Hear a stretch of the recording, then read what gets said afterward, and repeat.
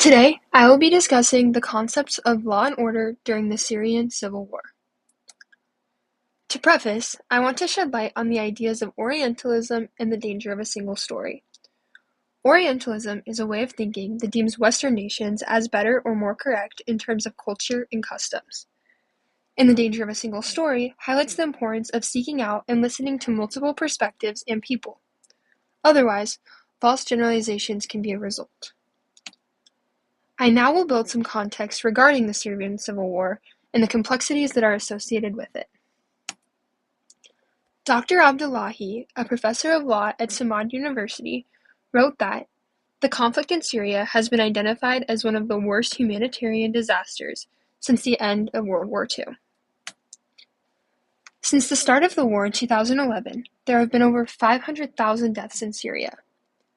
This shows the immense quantifiable impact of the war. However, countless immeasurable atrocities have occurred as well. Due to all parties involved in the war, there have been many humanitarian rights abuses.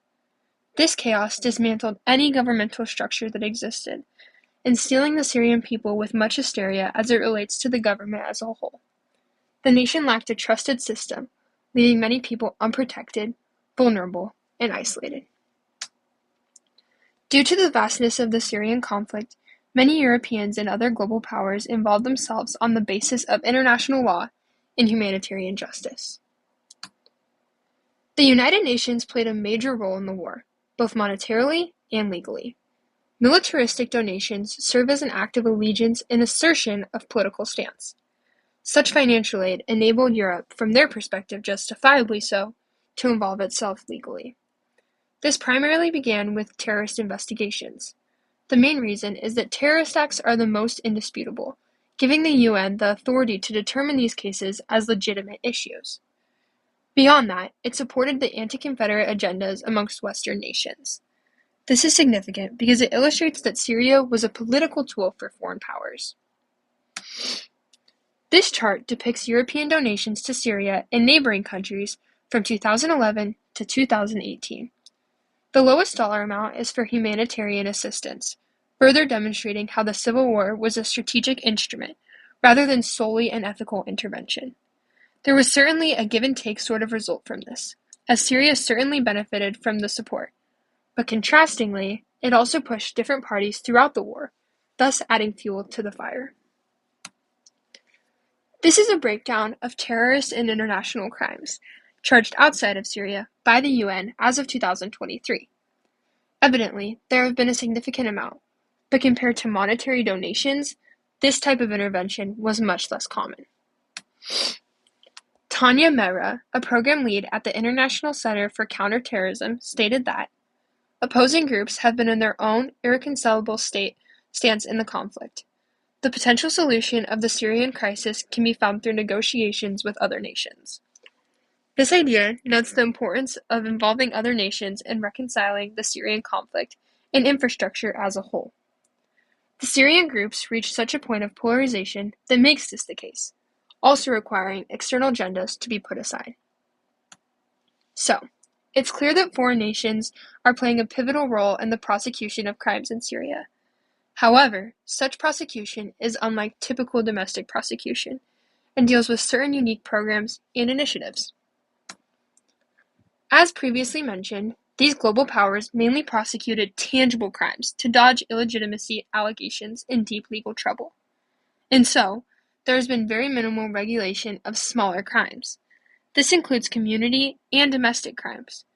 This is worth noting because although these crimes don't typically make the headlines or seem as detrimental, they add up and take large tolls on the people that endure them. In the midst of such horrors, a quote-unquote low-level crime might be the last thing a person can handle.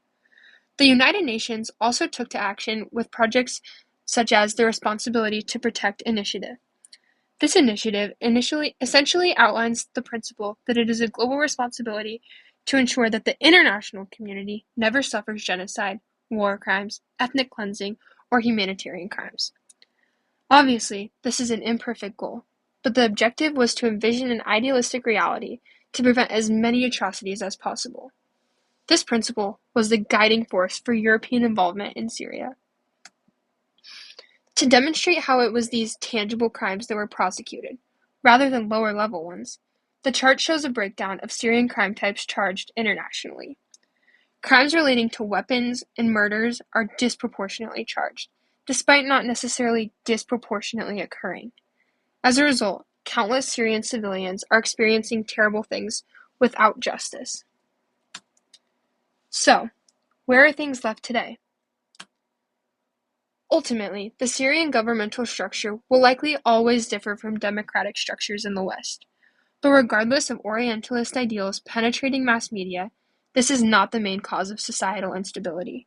The Syrian civil war has since ended from a larger standpoint. All parties once involved now are in a standstill, with no clear actions forward. There has been some progress in terms of rebuilding communities, educating the youth, and reaching new prospects altogether. The widespread view has certainly shifted from fighting to recovering, but there is still a long and burdensome road ahead, with repercussions that will forever impact civilians. Dr. Powell, a professor of political science at the University of Notre Dame, wrote that the needs of individual victims on a range of issues, including reparations, guarantees of non-reparation, finding their loved ones, and learning the truth about abuses, are not catered for, thus putting emphasis on mental health and emotional well-being in trying to reach legal order in Syria. Formal efforts towards this, as opposed to simply prosecuting terrorists, are fundamental in trying to stabilize Syrian society. As one of the longest inhabited parts of the world, Syria undoubtedly has a rich and meaningful culture, and its people have made numerous contributions to humanity, bettering the world as a whole. But ultimately, in trying to reach true order and establish effective legal bounds, a deep dive into people's personal struggles is vital. This would attack the problem from the bottom up, dismantling negative stigmas about the Middle East as well. This also means that listening more than speaking is imperative so that the people of Syria, people affected indirectly, and all of society can achieve a more peaceful and productive way of life. And here are my references.